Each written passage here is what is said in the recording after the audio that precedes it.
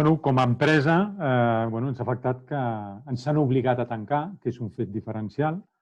Evidentment, com a empresa ens ha afectat econòmicament això perquè el tancament suposa zero facturació i és un impacte de 100% a zero molt important i, per tant, és un impacte econòmic, tant en número d'abonats com a facturació i si voleu xifres, pràcticament estem en un 48% aproximadament tant de facturació com del tema d'abonats. Hi ha que recordar que a Lleida hem tingut 3 tancaments. El primer que va ser de 3 mesos per tothom, després al mes de juliol en vam tindre un altre d'aproximadament uns 15 dies i ara una altra vegada ha sigut 3 setmanes, que això estem parlant de com 120 i pico dies, 130 dies. Aquesta és l'afectació econòmica important.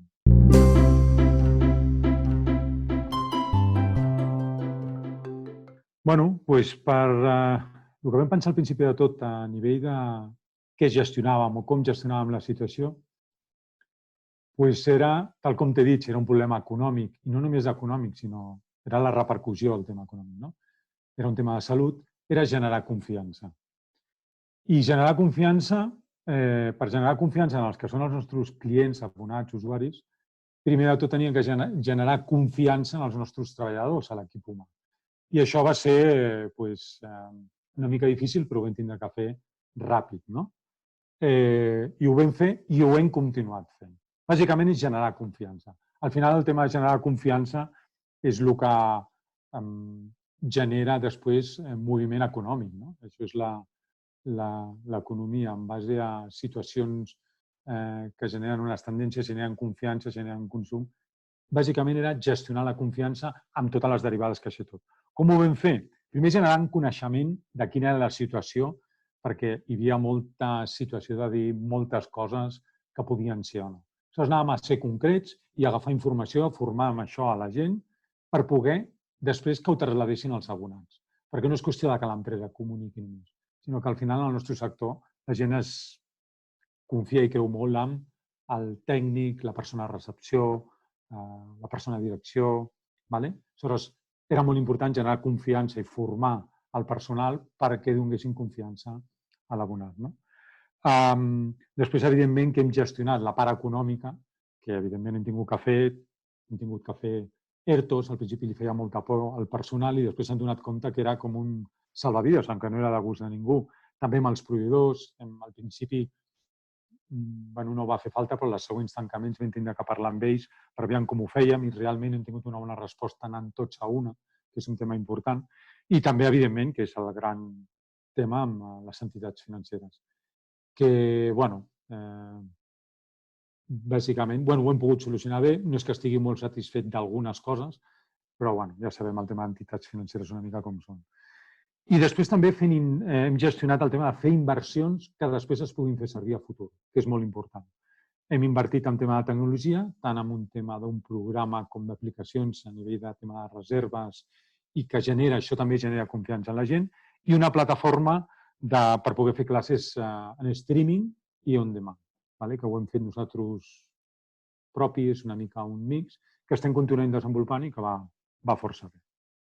Però, bàsicament, el que volem buscar i què és el que estem fent per reinventar-nos és que el nostre model serà un model híbrid, parlant de l'offline i online, centrat en l'objectiu que ja teníem sempre, que l'esport és un tema de salut i, sobretot, que era una cosa que nosaltres al principi teníem, que serà el proper problema, que és sostenible. O sigui, el nostre reinventar-nos és que som un centre de salut híbrid, digital i online i offline, i sostenible, en conceptes i idees sostenibles. Aquest és el nostre reinvent que tenim que desenvolupar aquest any.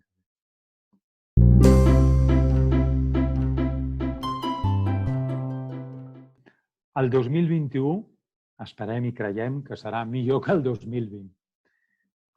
Nosaltres veiem el 2021 que, donada la situació que ens condiciona, que és el tema del Covid, això anirà canviant, per tant, hi haurà una millora i nosaltres creiem que el punt que tenim que arribar és al setembre d'aquest any que ve, que serà quan nosaltres podrem recuperar gran número d'abonats a nivell de facturació. Però ho dividim l'any que ve en 3 fases. Fins al mes de març, Setmana Santa més o menys, creiem que igual poden haver algun tancament més, esperem que no, però que serà una situació de batalla com la que hem viscut aquests últims mesos. Però ja es anirà introduint la sensació de millora. En aquests 3 mesos ja el que creiem que és de juny a agost doncs ja serà quan estarem implantant mesures pensant en el setembre i que creiem que començarà a haver-hi una millora de cara també amb tot el bon temps. Aunque l'estiu creiem que tothom voldrà anar de vacances si no serà dels millors estius, però bueno, ja ho veurem. El setembre és el punt clau i el reste d'any que serà bo. Ara no creiem que arribem a més a recuperar com a molt en una situació respecte a 2019 que estiguéssim en un 60%, 70%. Estaríem contentíssims si realment passaria això, però creiem que serà millor.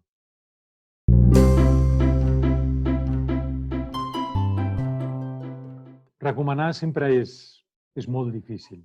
En qualsevol àmbit de la vida, tant professional com privada, vull dir, perquè cada un coneix la seva situació, la seva casuística, mai és res exactament. Però si tingués que recomanar alguna cosa a nivell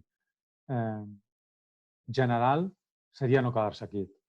Una situació com la que hem viscut, o altres similars, el que generen una situació de molta incertesa, molta inseguretat, i moltes vegades això queda garrativat, deixa garrativat a una persona, a una organització, a un grup de persones. Aleshores, jo el que recomanaria és no quedar-se quiet, moure's. Sigui en la direcció que sigui, moure's, pensar-ho i moure's. Però si et quedes quiet, el més probable és que se t'emporti alguna cosa, a no ser que tinguis molt múscul financer, però així tot, jo crec que un ha de moure's, ha de treure, sí, expulsar-se les coses de sobre i moure's en una direcció o una altra.